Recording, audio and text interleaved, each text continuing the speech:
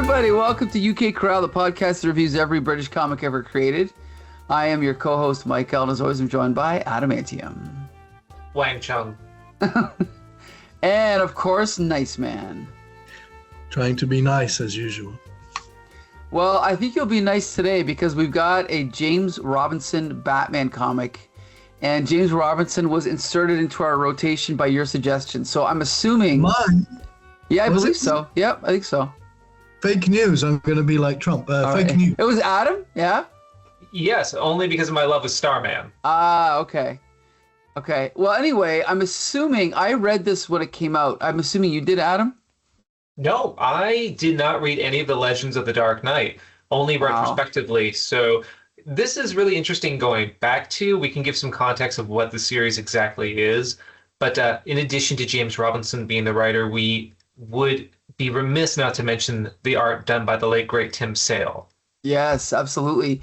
So yeah, before we get to the nature of the series, Paul, had you read this before? No. Wow. So Legends of the Dark Knight was launched in 1990. It was the first solo Batman title in 40 years. It came out at the height of Batmania.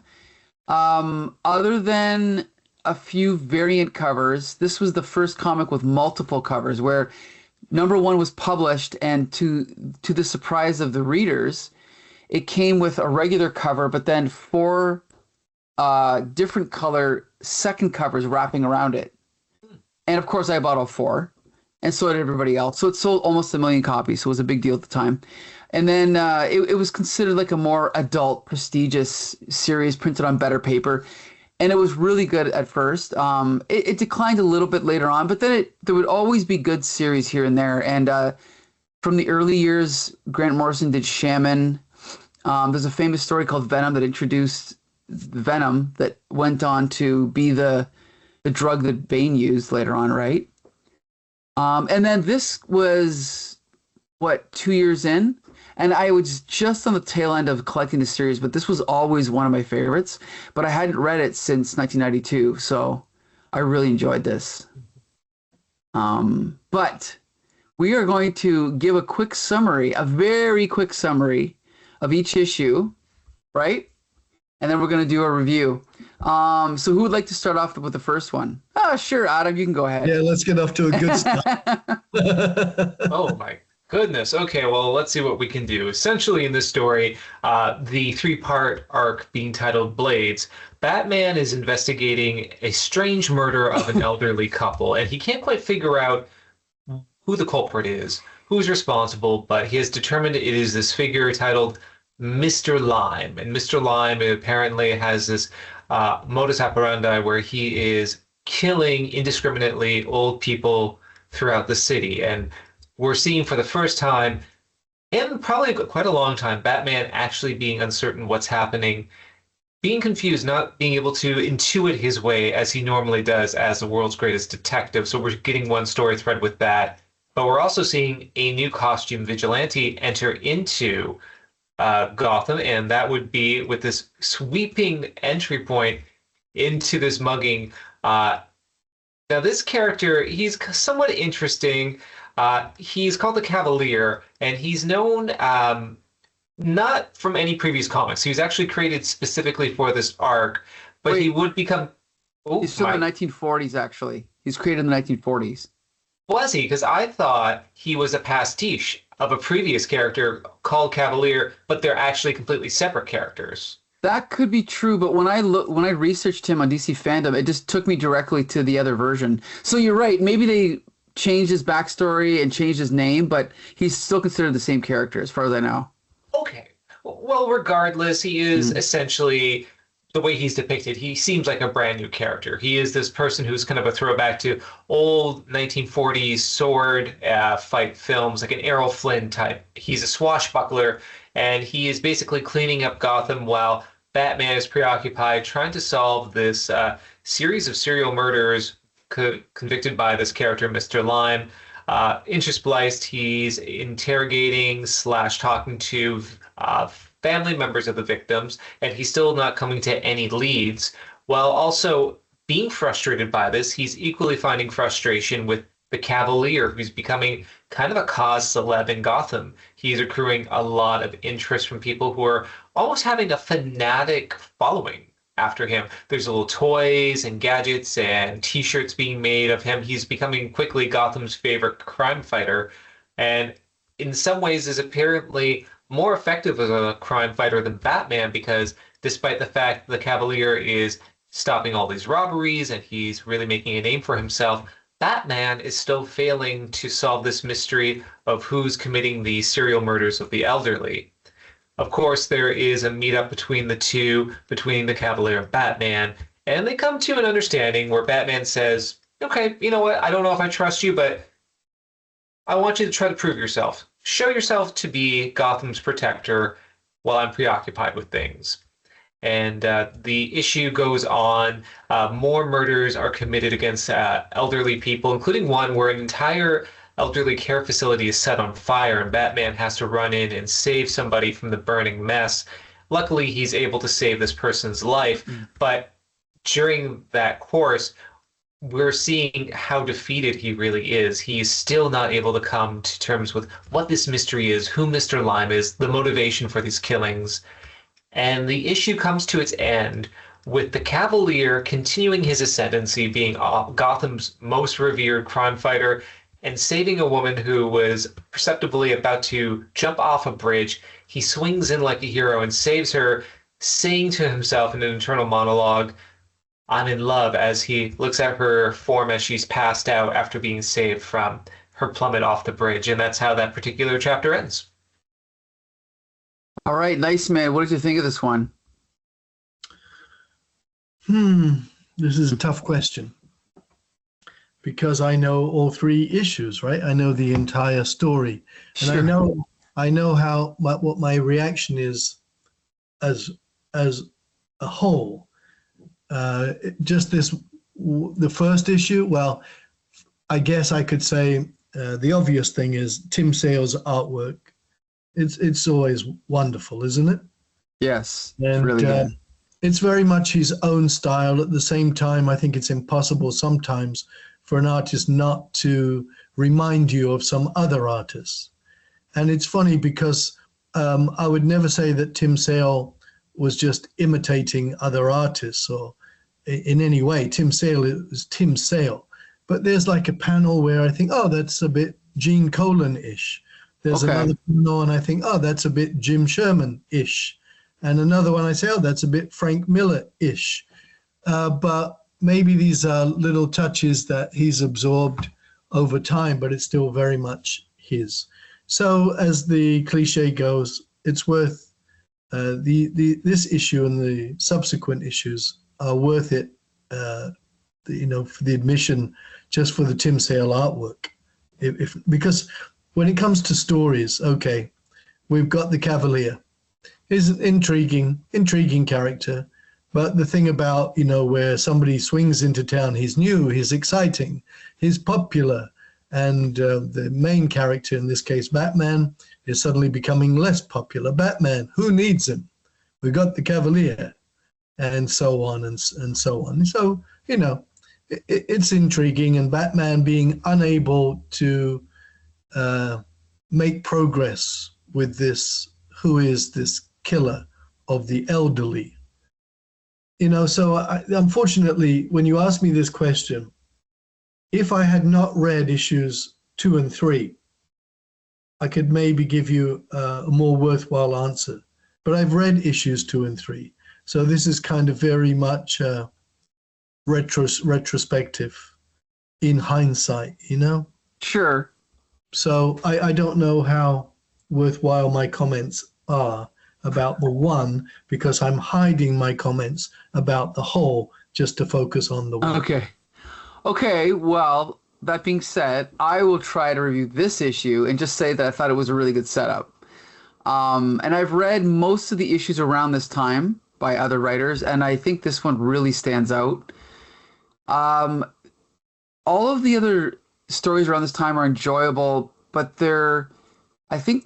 what's that expression? Their reach exceeds their grasp for the most part. This one, I feel like, James Robinson is showing how confident a writer he is very early on. And even though this plot, I think Paul, you mentioned, has kind of been done before. There's a new hero in town, and whether it's Superman or Batman, they're being overshadowed by this, the flash in the pan. But I do like the legitimate conflict of styles between the two, and the way that even Commissioner Gordon is kind of hinting that he is impressed with what's his name, Cavalier, which I think is really cool.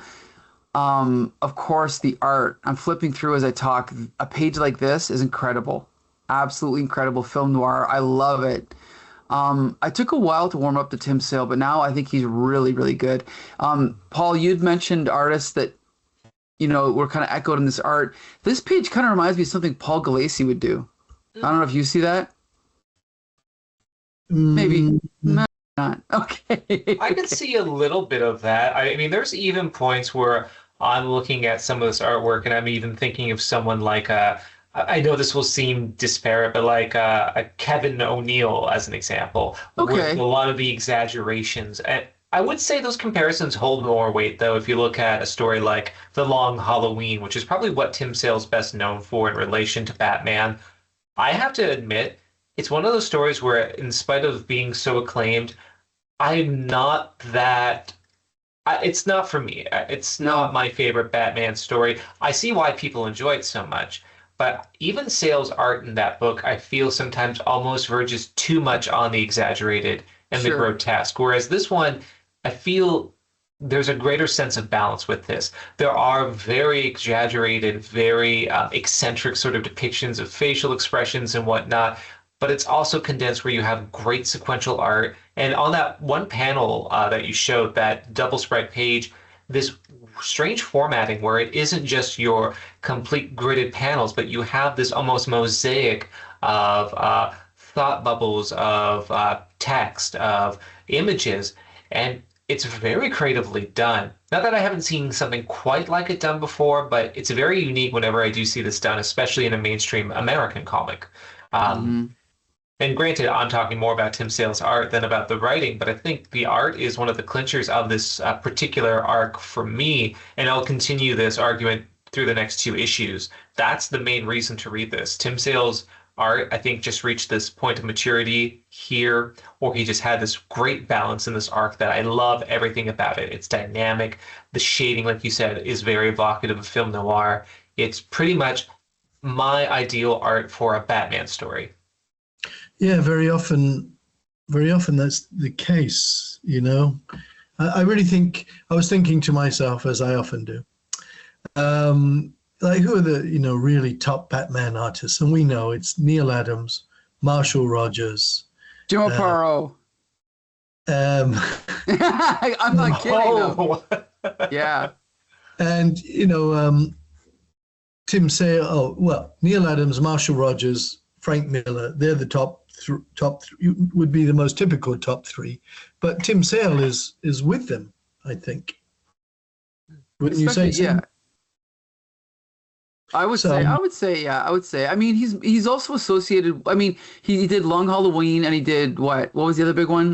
Dark Victory, I think. Dark Victory. Yeah, I mean, he had his share of stories for sure. So he's up there. Yep. But I mean, I was just say sorry about the writing though. So we know that James Robinson knew, I can't just have a story about somebody killing old people and Batman having a tough time trying to solve it. I can't just have a story about some new guy in town whose popularity rises as Batman falls. So I need to splice them together. So then it can give me what's the excuse for the Cavalier rising in popularity and Batman's popularity going down? Well, Batman becomes obsessed with who's killing the old people, who is this lime guy, just becomes so obsessed he doesn't have time to get to the other things he should be getting to, and so people are dying, and so therefore Cavalier is able to pick up the slack. So on the one hand, that's good writing. I mean, you could say it's obvious writing, but it's good writing because he has a good rationale. Why is Batman falling behind in his duties? Why are people dying and getting robbed? Because he's obsessed Yeah, we know he's an obsessive character. No, he's obsessed about not being able to solve who's murdering the elderly people.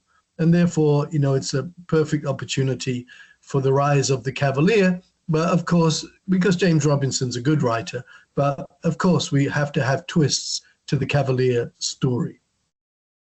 Well, and I think that's why I really like the writing, is because these characters are not on autopilot. This dialogue is not on autopilot. This page I'm showing right here, they say you're the best at everything. I wonder, and then he just leaps off the edge of the building. I just think that's an example of, it could have been a cliche situation with cliche reaction, but it's very natural. And also the way, like, I really, really think it's important that when you have a twist or a cliffhanger for a story, that the cliffhanger comes out of the elements introduced in that story. That's why I think like a story like Hush, I didn't enjoy Hush at all. And one of the reasons is because every single cliffhanger was just a revelation of an old villain. Now it's the Riddler. Now it's Poison Ivy. Every single issue. That's not really good writing. That's just like cheap nostalgia, right? Member berries. So something like this is much more intriguing. He rescues a girl that seems to be committing suicide, and he's in love. When you started off this issue, you could have never guessed that's how the issue was going to end, right? But because of everything that's happened in between, now you're sucked in, I think. Yes, no, it's good writing. I mean, there's no doubt about it. It is good writing. Okay. Okay, I want to go to the next one. Who would like to do this one? Either me or Paul. Yeah, all right, let's give it a shot. Okay. So we come to the next issue. What's happening? Who knows? Well, it's more. It's a lot more of the same, really. Batman is becoming even more obsessive because he's just not solving the problem. And that depiction, Tim Sale's depiction of Batman being more obsessive, that's a Bruce Wayne I've never seen before. And if you say, well, you've never seen him being obsessive? No, I mean that face. That face. That is a really obsessed face, totally engulfed in what he's obsessed about. I mean, he looks ugly, doesn't he?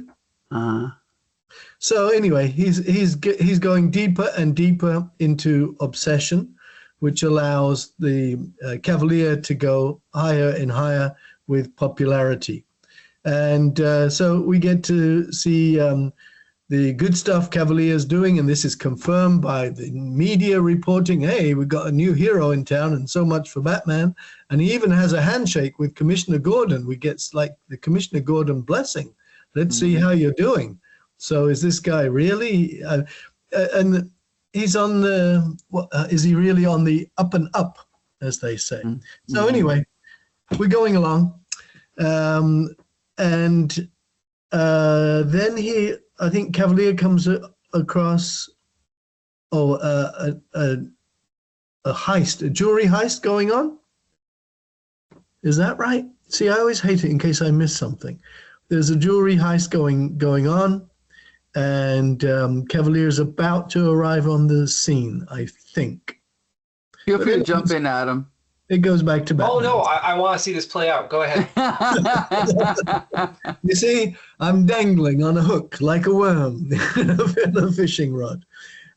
Because I think it's just more of the Cavalier stars rising and Batman becoming more and more obsessed. However, a mystery figure visits a kind of crime lord, and this mystery figure apparently has a job to do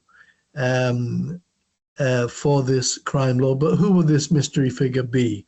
Well, we don't need to give anything away, but I mean, it's not really hard to work things out.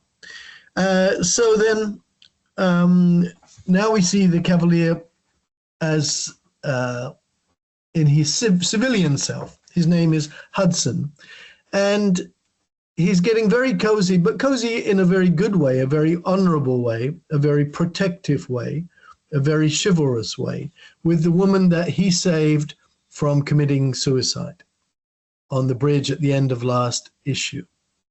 And So I think here, you can feel a little admiration for him because, he's not being a creep. He's saved her from suicide, and she's very appreciative, and he's just very enamored of her. But he's being very, very decent, very, very chivalrous, really. And so we now have a special presentation of an award to an actor at a big event, and this actor's had decades in the film business and done lots of great stuff. And of course, there's a theme of swashbuckling, lots of references to swashbuckling actors like Errol Flynn and so on. Batman is there hidden in the rafters as a good bat would, hanging upside down in the rafters, right? Mm-hmm. Because he's absolutely convinced that since this actor is elderly, he's a prime target for this assassin. And so he's there with his gadgets to make sure this doesn't happen. And he's having a tough time figuring out where the danger is going to come from until finally he detects a ticking, and he realizes there must be a bomb in the podium from which the celebrity is speaking, swings down, and at the last instant, in typical Batman fashion, rescues the elderly celebrity. And meanwhile, in a particular museum, a mystery figure is knocking out the guard and descending, as thieves do in museums, descending from the roof and breaking glass and stealing an extremely valuable jewel. And off he goes. The police arrive. It's all very exciting. And they find, by shining, the police lights shine, and suddenly, shockingly, the thief is revealed to be our hero, the Cavalier. So now we're thinking, okay, this is the twist then, because Cavalier, too good to be true. He's, in addition to saving people and fighting crime, he's actually a criminal. That's the way it seems. And Batman appears on the scene, but Batman's not in good shape. I neglected to mention he's been sick. I think his obsession hasn't helped him. So he's arrived on the Batcopter, but he's not in good shape. And therefore, the Cavalier is able to shatter the Batcopter with a well-placed strike of the blade and shatter the copter and bring Batman down, crashing down to the rooftops. But now Batman's in bad shape, is ill, and the Cavalier, if he wants to, has Batman right there. So this is a rare occasion when you see Batman completely at the mercy of somebody else. Mm-hmm. And he is. But the Cavalier says he's not a murderer. And so therefore, he makes sure he comes back over to Batman, who could perish in fire or something that's going on right next to him, and he pulls him clear of the wreckage and the fire. And so this is something Batman will not forget. Meanwhile, the Cavalier is again in civilian guise, back with his newly beloved, although she doesn't know it because he hasn't said it. And they're obviously getting very close to each other. But we need to solve the mystery of why this hero is also a jewel thief. So here's the thing. Did anyone else think that we were going to find out that the Cavalier was Mr. Lime? It was a possibility, yes. Okay, because I was starting to think that too. But anyway, I thought this twist was pretty cool, pretty good. What do you think, Adam? I thought it was predictable, but okay. Just because something's predictable doesn't mean it's not good. Mm. When I look at all the themes about what's happening within the storyline, what we're seeing is a parallel between Batman and the Cavalier. And what is the Cavalier? Yeah, he's Errol Flynn, he's all these swashbuckling heroes, but more importantly than not, he's Zorro. And of course, that has been re-emphasized in the lore of Batman's upbringing and his origin. That I believe it's still canon that when his parents exited the theater with him as a boy, when they were killed in the alley, they had left a screening of Zorro. And part of his idea of being a crime fighter and being a mass vigilante was informed by watching that film. And so we're kind of seeing a parallel of kind of what he thought would be his best self through the Cavalier, someone who's not necessarily striking fear into the heart of Gotham, but someone who is revered by Gotham, who sees them as a charming, charismatic hero. And so Batman, in his own way, is kind of just taking his time, letting this person do their thing, because he's assuming this is what Gotham needs. This is what, if I had a chance to, I could be. And then you get that sense of bitterness, of failure, when Batman sees he was just another mass criminal like anyone else in this city that dons a costume and stalks through the night. That disappointment and disillusionment in Batman, I think, is the most interesting thing about this twist. Not that I didn't see it coming, but it was inevitable for that to follow through. And the fact that Batman's off his game, granted, I'll always say the Batcopter is a ridiculous looking device. It's like a toilet with a little rotor blade on top. I've never been a fan of its design. But when we get away from that, and the fact that even the Cavalier says, if I was a murderer, I could have killed you, keep that in mind. There's still that tension of trying to know exactly what his motivation is and who he is. Again, I think because of all the story beats laid down, I never suspected he was the murderer of these elderly, that he was Mr. Lime. But what I do love is they brought up the old film actor who was also one of those swashbuckler style performers in those 1940s films. And I don't think it ever says it outright, but I wonder if the implication is this person may have been the star of one of those films that Bruce Wayne loved so much as a child. Okay, I didn't think of that. And maybe that's why he's so especially protective of this one. Mm-hmm. Because he even says, I think while he's flinging him off the stage and he's protecting him, he says something like, not him. Let me see if I can find it. Oh, I can go back. Because I believe the character's name is Amiche. He's like, Yeah, like Don Amici. oh yeah, because he knew Tyrone Power, who was in Zorro. He said he knew Tyrone Power. He can't die. And that, to me, shows a very subtle, subconscious drive that I think Robinson is trying to write for Bruce Wayne. Not only the understated frustration of his failure to solve this mystery of Mr. Lime, but also this borderline obsession he's having over these swashbucklers in his life. I love that it's not overstated. It's just enough in the text to give it that theme. But I really appreciate that. Yes. Yeah, again, it's good writing, really. I definitely think it is. Yeah. At least at this point, James Robinson was at the top of his game. You like this is still fairly early in his career, right? So I think he's showing how good a writer he is. Right. I do want to say Tyrone Power, by the way. He was the actor who played Zorro in The Mask of Zorro. So, yeah. Interesting. Okay. Going into the third and final issue, you know, the Cavalier, again, Hudson, is sharing more intimacy with the redhead that he has come to love and is protecting. And by intimacy, I don't mean, you know, they're bed hopping. They're just being very close. Now we get one reason why it might be hard to say what happens here is because we get the biggest load of exposition I think I've ever read. Right. You know, in the form of word balloons. You know, and we used to think like maybe Roy Thomas had used too many words.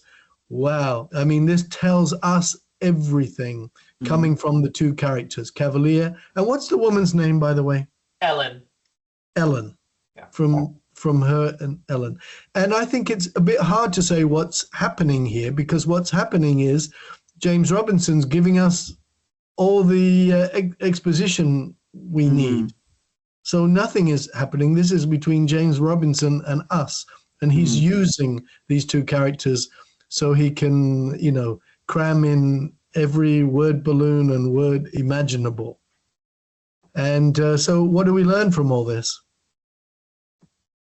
All Well, what this. we learn is Ellen had accidentally murdered her husband, who was associated with the crime lord Mr. Salt, who was the person that the Cavalier was stealing jewels for. And basically, he is blackmailing the Cavalier to continue to steal jewels for him. Otherwise, he will reveal to the authorities that Ellen murdered her husband. And this final job will be the one that hopefully will settle the debt and that will relinquish her from any sort of debt owing for this mystery. And so the Cavalier assembles his costume and prepares to go out for his final heist. So you see, now we come to realize fully that he's a good guy. He's not a common jewel thief Mm-hmm. who was pretending, like some characters, they pretend to be heroics to cover up their dirty deeds.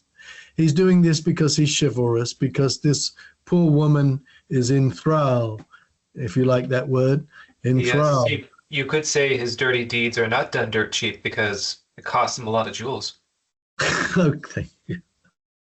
And so, as I said, she is in thrall to this creepy guy who happened to see her kill the husband, but he deserved it because, really it's defensive on her part. So we know that the Cavalier is a good guy. Meanwhile, Mike, as for Bruce Wayne, what's going on? Well, he's decided he figured out who Mr. Lime is. And now we get a whole bunch more exposition. But he tracks him down. And of course, wow, I bet you this is even better than I remembered because I don't remember who Mr. Lime actually is.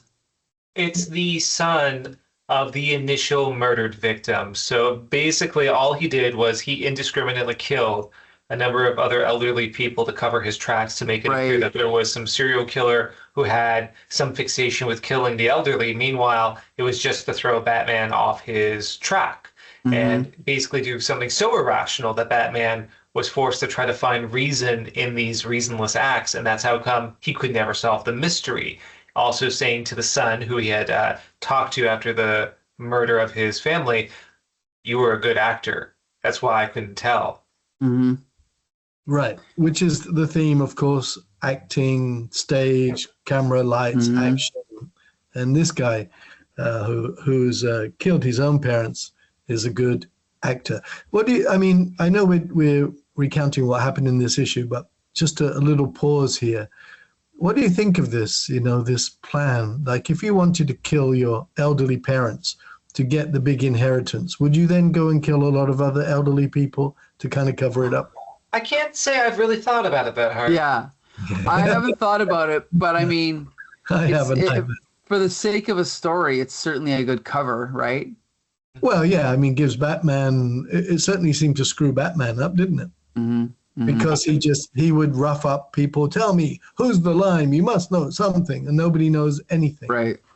I will say one brilliant thing in this story, and when we're done with this, I'll give a few critiques over this story arc that I have, but one thing I did enjoy was the idea that Batman is the world's greatest detective. He can use ratiocination, he can use his reason to detect all these connections, and when you just do a bunch of arbitrary murders, you distract him because there is no reason behind it. That I actually think is quite clever. So I'm going to give Robinson a lot of kudos for that story thread. It's really good. Yeah. Mm-hmm. Also, I don't know if this was like something they ever brought back, but I believe it might have been in either Steve Englehart might have done it or Roy Thomas might have done it. But in one of their versions of Batman's origin, they really emphasized that he studied acting. Do you remember this, Paul? No.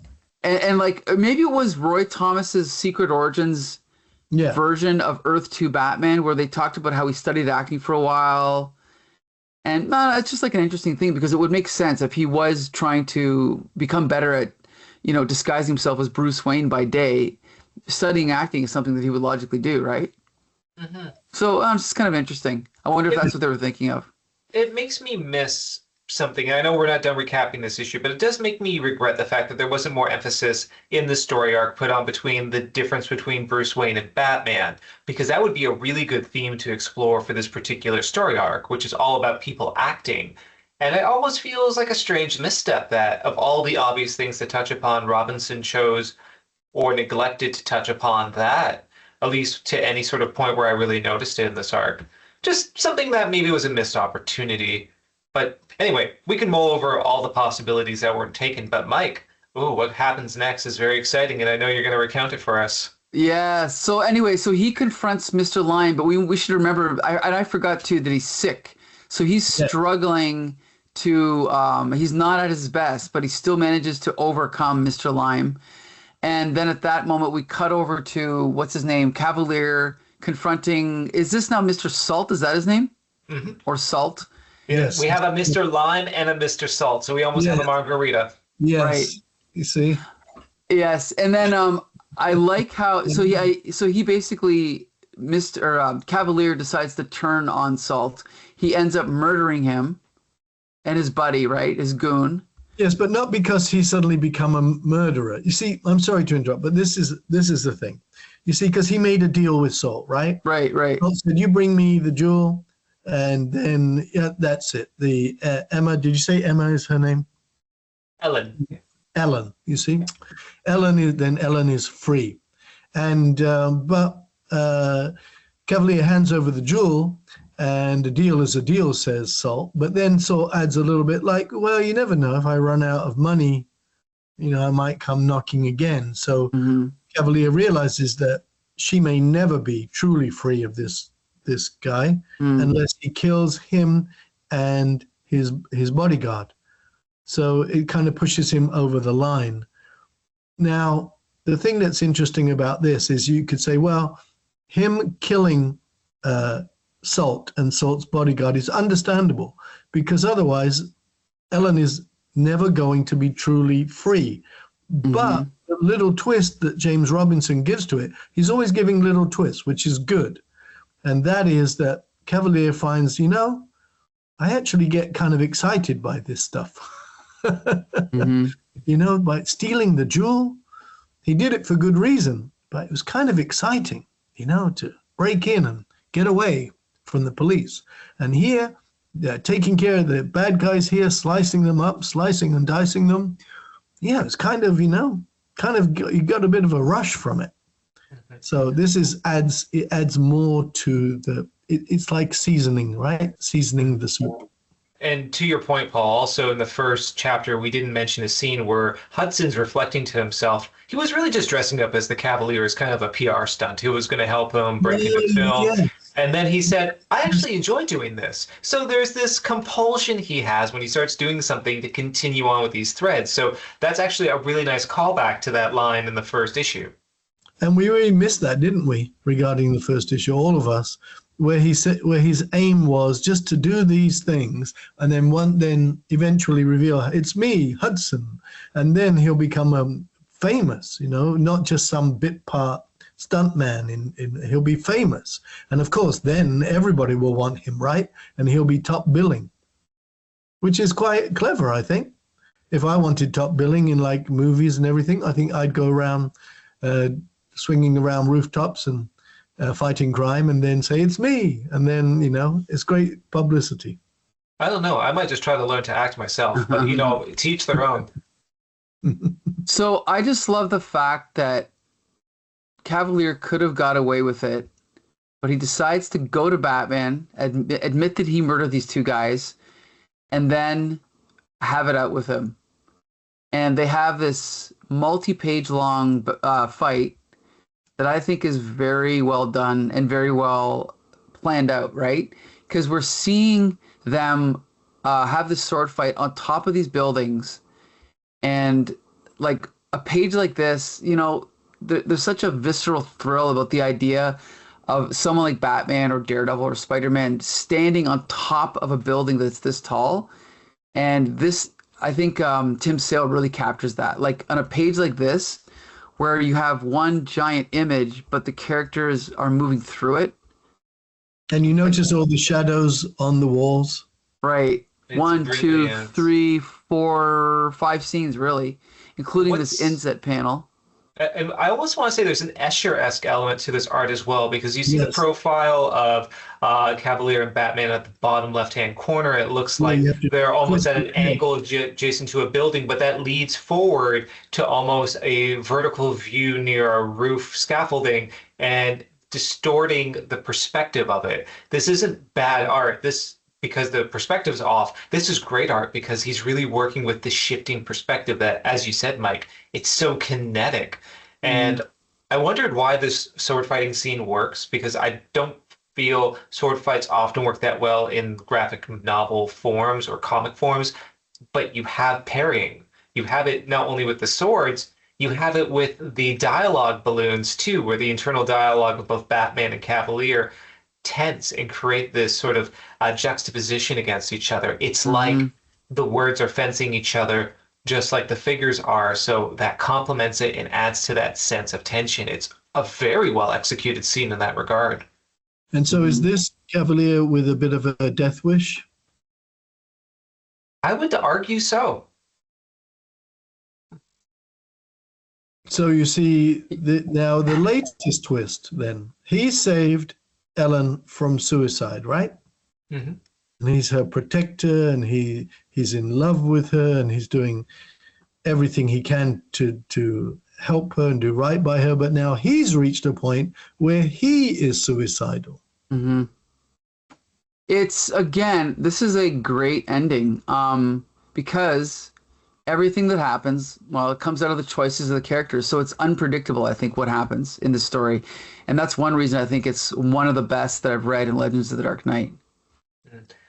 I want to ask everyone's opinion on the final page here because I think this has gotten some acclaim from what I've read from people. There's been online forums and even just think pieces from old comics magazines that call this ending one of the best endings of a Batman story, period. He is looking over a rooftop well after the fight with the Cavalier has taken place, and he's just recalling the last dialogue the Cavalier spoke to him, which is, remember, Batman, the potential for evil is in every man, even you. And he keeps repeating that phrase, even you, as Batman looks off into the distance. I'll hold off on my opinion on this, but what did you make of that last sequence, of that last page? Well, Mike, you should say. Well, I don't know. I mean, it didn't. It's funny because that didn't hit me as hard as this ending, as this climax did. I mean, I feel like I've heard something like this before. So unless there's more to it that I'm realizing, Adam, or sorry, Paul, what do you think? Well, I mean, to take a step back, we were saying that the twist is that Cavalier has now become suicidal, and ironically, it's Ellen who races to the building because she doesn't want him to die. But he knows that, I kind of have to because I've now murdered and I've stolen, and that's not really the kind of person he is. But he did find it kind of like exciting, and it can corrupt his soul. So now things are reversed where she's trying to save him from suicide, but she can't, because if he's not going to be killed by Batman in a sword fight, because Batman's just too weak, I think, hasn't fully recovered, then he's going to make sure that he cocks a gun and walks out to the police knowing he will be killed by cops, right? And so he gets his wish, and that's a suicide. He's basically committing suicide.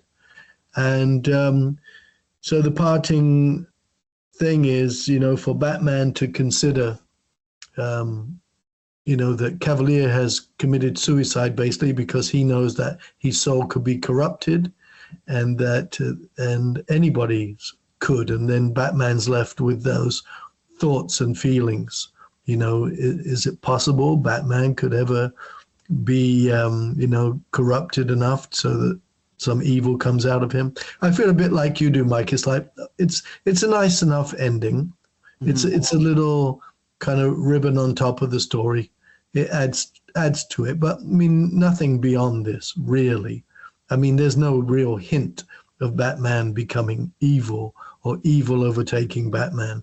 So if we don't follow up with this, maybe if James Robinson wrote the next 10 issues or the next 2 years, maybe we would see little glimpses of it. Because you know who does that kind of theme really, really well is Jim Starlin, right? Mm. Yes. Now, Jim Starlin in his hands, yes, because he has ongoing series like with Warlock.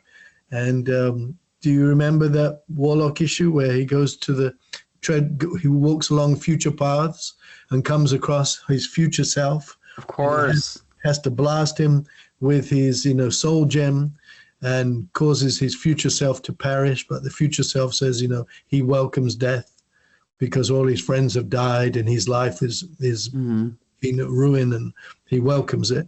So then you see, what happened to Warlock? They could have reached this point, but we learn later on, don't we? Because during those issues, Warlock was coming up against the Magus, and the Magus was a corrupted version of Warlock. Mm-hmm. And, I think Jim Starlin does this, but this was just a 3-parter by James Robinson. So it just ends there, doesn't it? It's not something that gets explored. This is why I like Legends of the Dark Knight, because I think it was a very admirable series right from the beginning. And along the way, it had some really, really high points.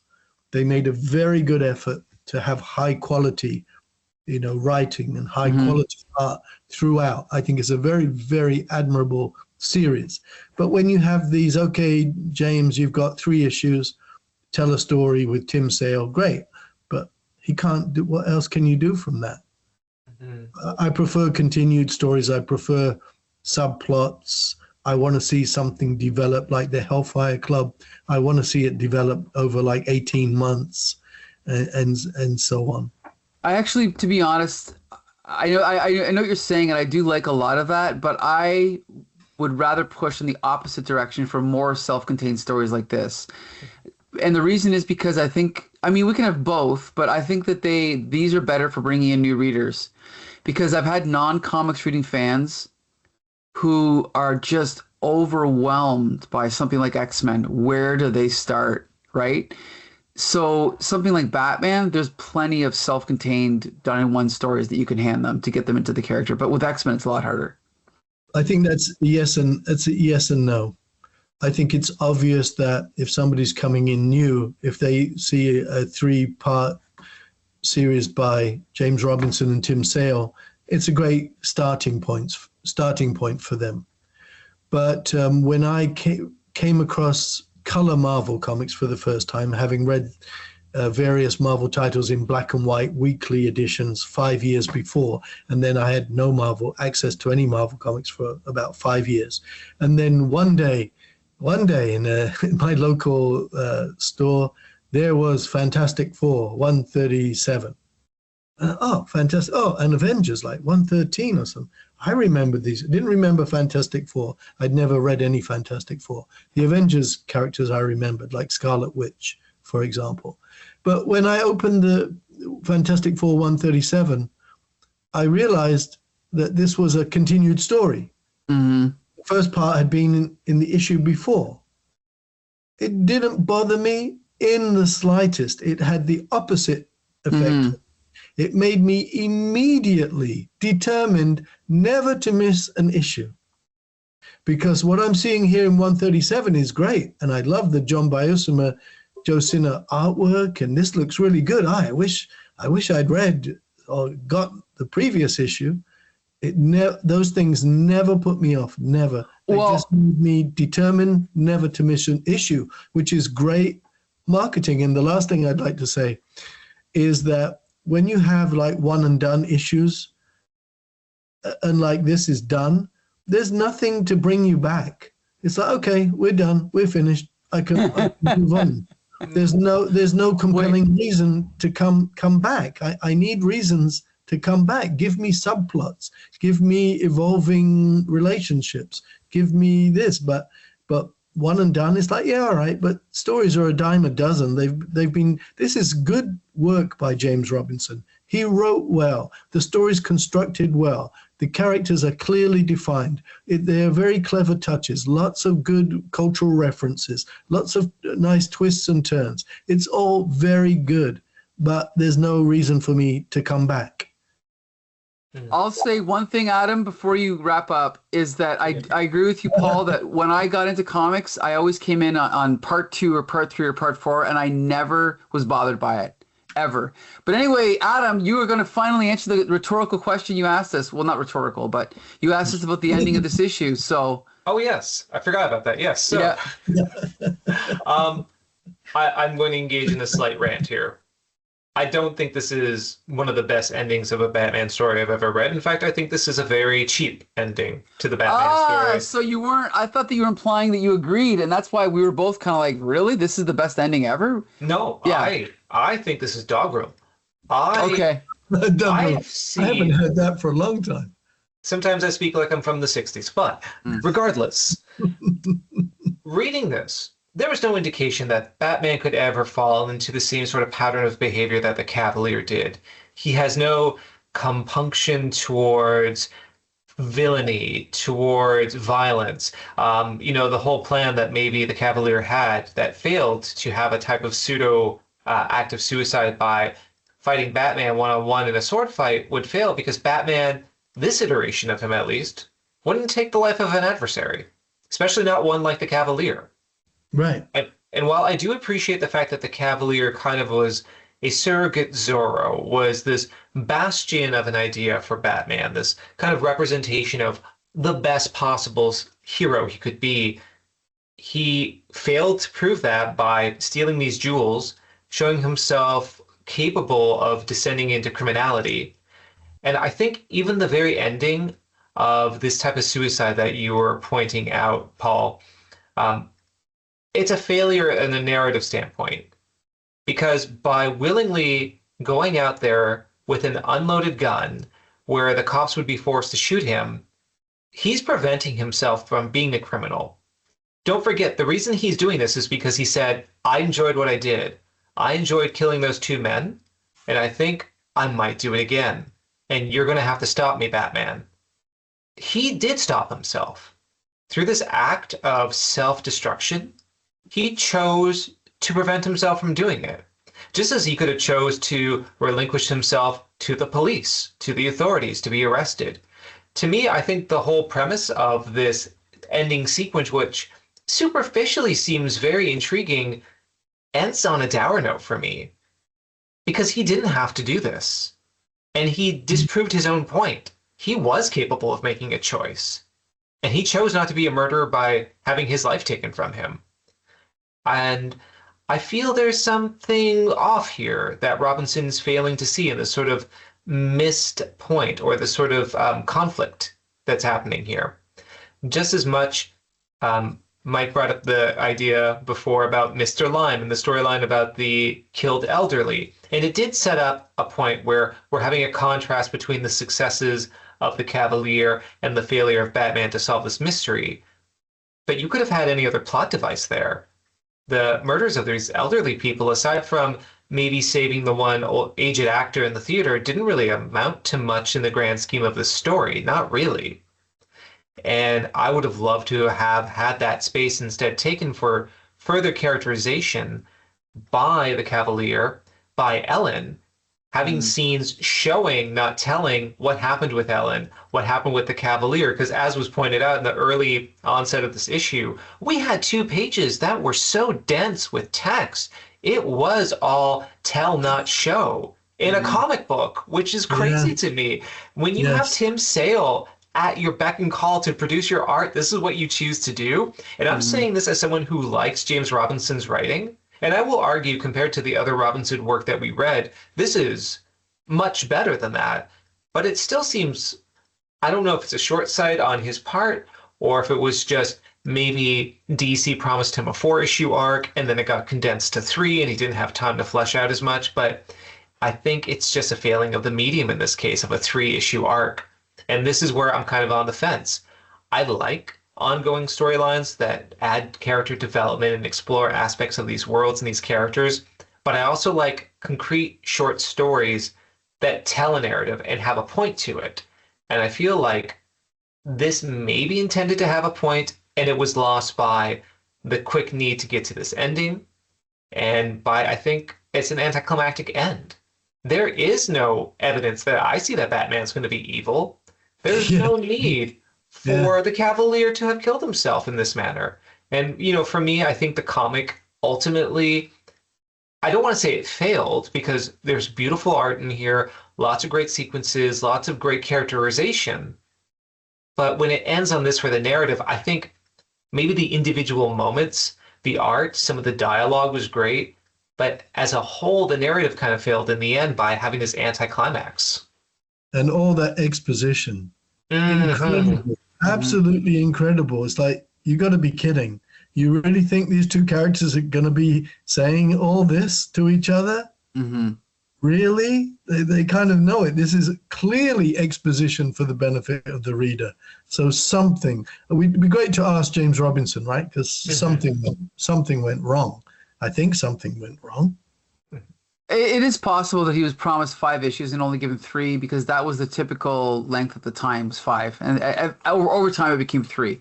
But I also just think it could have just been he just fell short of what he wanted to do. Mm-hmm. I agree with you. We never really will know because even if Robinson is asked this directly, it's been so many years since he wrote this. He may not even be able to recollect necessarily himself what the context was of its creation. And I know I usually am critical about people who say, what if this was different? You have to criticize the comic you have rather than the one that you think could have existed. But I look at this final page and I think, if this dialogue wasn't there, this page would be so effective. Just Batman forlornly looking down at this failure, perhaps, to save the Cavalier, this person who had a parallel to his own self. That would be so much more powerful than this unnecessary exposition at the end of the story. But okay, yeah. what if he cut out the 2 repeats? Because that makes it even worse. No, I think all of it. Mm-hmm. Cut out all of it.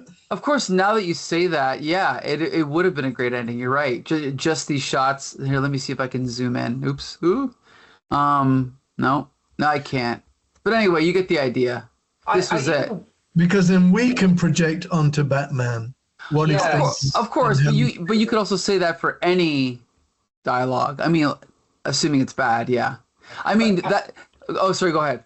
I was just going to say, even the critique I have over what the Cavalier does in the end, he goes up to the police with the unloaded gun in his hand in this act of trying to be shot down because it's an act of suicide. Even Batman looking down wordlessly would at least have paused for him to reflect. Maybe even him being the surrogate of the audience, silently asking, why did he do this? Obviously, he made a choice to not kill. So why did he have to do this? Was there something more to him? And I think there's more meat, greater substance in that silence than when you have this dialogue here.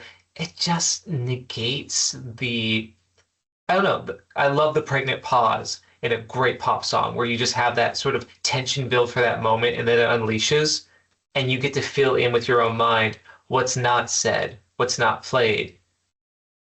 And that would have, I think, maybe even justified for me a little bit more of the ending and the lack of logic for the Cavalier and his fate if that was left silent. But instead, the reader is forced to observe and think about these words instead, rather than whatever else they may naturally think of if these were just wordless panels. So, I will say, final thoughts from me. James Robinson is a good writer. He's a clever writer. I think he's proven that throughout these 3 issues. He's just one that, and I think we covered this as well with the Golden Age, where sometimes he's given a little bit too much leeway or maybe not enough of parameters to say, focus on this, do that. I think with something like Starman, why I liked it so much was the fact that I think he was told you have these particular characters, you have this particular narrative, he could get fantastical with stuff, but the assignment was, you do this story, you work with these characters. This is the lane. You can do amazing things in it. But it's when he diverges out of that and he loses focus, I feel that's one detriment to Robinson's writing. And I'm starting to notice that now the more and more I read his stories outside of Starman. Interesting. Any final thoughts, nice man? Yes, I always have a question for both of you. Okay. My question of this on this occasion is, what would Alan Moore or Grant Morrison have done with this story? It's funny you should mention that. I was thinking of what Grant Morrison would do. I think the one thing I'll say is, even though, because we talked about the twist in this and how it was kind of, we knew it was coming or there was a twist coming. I think what Grant Morrison would have done is he would have really pulled the wool over our eyes. Because there's a couple times in his stories where he said twists that just knocked my socks off. So that's the one thing I think he would do differently. hmm I think for me, it would have been the prose. Whether it's Morrison or it's Moore, you would have a greater sense of lived-in characters and maybe a greater sense of this connection between Batman and Cavalier. And potentially, as we talked about with the theme of actors in the story arc, maybe a greater sense of this schism between who is Batman, who is Bruce Wayne, and exploring the theme of acting and the theme of literal and figurative masks, which is usually one of the best themes to address in a Batman story. And I think that sort of maturity that either a Morrison or a Moore brings to the writing maybe would have made a more mature story, for a lack of better phrasing. Mm-hmm. Yeah, I think they would have focused on Batman more. Mhm. And, Batman would have been asked, you're an actor. Look at you. You play two roles. And are you acting now, or are you acting when you're not Batman?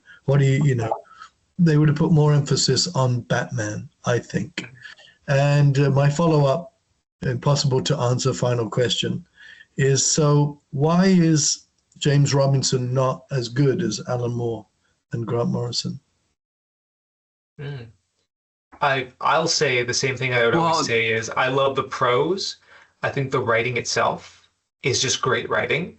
And the psychology, they understand the psychology of whatever characters they write. You feel they're lived in, and they explore parts of those characters you normally would not have explored with other writers.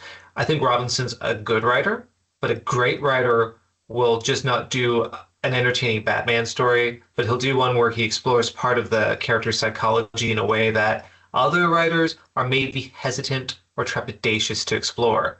And that's what we need. We need writers who are not afraid to explore those unexplored corridors of the minds of these characters, be it a Batman, a Superman, Spider-Man, or a Miracle Man, for that matter. I think Grant Morrison would have had a more outrageous premise as a starting point and then explored it, Like even if Grant Morrison started with this premise, it would have gone in a more unpredictable direction. With Alan... and then with Alan Moore, he's just, what can you say? He would have, Alan Moore, especially at this point in his career, would not have made any mistakes. He wouldn't have had pages of exposition.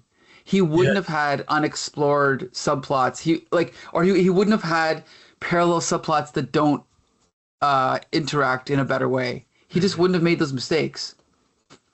Mm. And James Robinson, more of a conventional writer, I think. But certainly better than average. But yes, more conventional, yes. No, yeah. Sometimes when you read some of the older comic books, it's astounding just how bad they are. Of course. Nostalgically, let me read Iron Man, like number 47 or something like this. And you're thinking, oh, my God, you have to be kidding me. Context. Like, what? A couple years ago, I decided I was going to try and read every single Marvel comic written by Stan Lee. Oh! I started at like Fantastic Four #1. I was reading those early Journey into Mystery, early Hulk, early Tales to Astonish. I couldn't do it. I had to stop. I gave up. Yes. That's what I was going to say, Mike. Stan Lee is like the prime example, someone whose name is iconic. And yet, if you actually read what he made, he was churning it out because he cared more about getting out X amount of scripts in a month than anything. But my God, some of the worst writing you would ever encounter. Yeah. But again, this is a whole other thing. but you know that he wasn't primarily responsible for the stories that he apparently wrote. You can tell that easily because of the vast difference between Stan Lee, Jack Kirby, Fantastic Four and Thor, Stan Lee, Steve Ditko, Spider-Man, Doctor Strange, Stan Lee, Gene Colan, Daredevil, Stan Lee, Don Heck, Iron Man. These are not by the same writer. Right. They absolutely are not. They're by the artist, and that's why they're so different. And as Don Heck said, Stan Lee used to just give him, okay, it begins like this and it ends like that. The rest is all up to you. And then and that's what would happen. And Stan Lee's dialogue was always good. Like even though I criticize Stan Lee, he's still the best writer of Peter Parker's dialogue. Mm-hmm. Of Spider-Man's quips, absolutely. Of Ben Grimm's quips, the rapport between Ben Grimm and Johnny Storm was never as good as it was under Stan Lee. I'll argue that. Well, again, this is a completely different podcast. Yes, but now, okay, let's wrap this up because we got to talk about what we're talking about in our next episode, and we're gonna jump back to John Wagner, Doctor Who. Oh. Doctor Who Weekly #1, the very first Doctor Who comic by John Wagner. Are you guys excited? Mildly. I'm very excited. Doctor Who, anytime I've seen Doctor Who in print, it's like, this is not Doctor Who. Well, we can talk more about that next episode. I want to thank... Who is this from? 1979? 1979, yep. Ooh, and look at those free transfers. I can't wait for those. Yeah. Oh, exactly. yeah. Oh, I missed All right, so be sure to join us. The Daleks are back. It's going to be a fun episode. I want to thank Nice Man for being so nice. Yes, I got to do better. I want to thank Adamantium for being the hardest metal known to man. Yeah, I got to do better. All right. Anyway, I guess that's it. Okay, thank you for joining us. All of our episodes are available at comicsyndicate.com. Until the next time, Nice Man is out. See you later.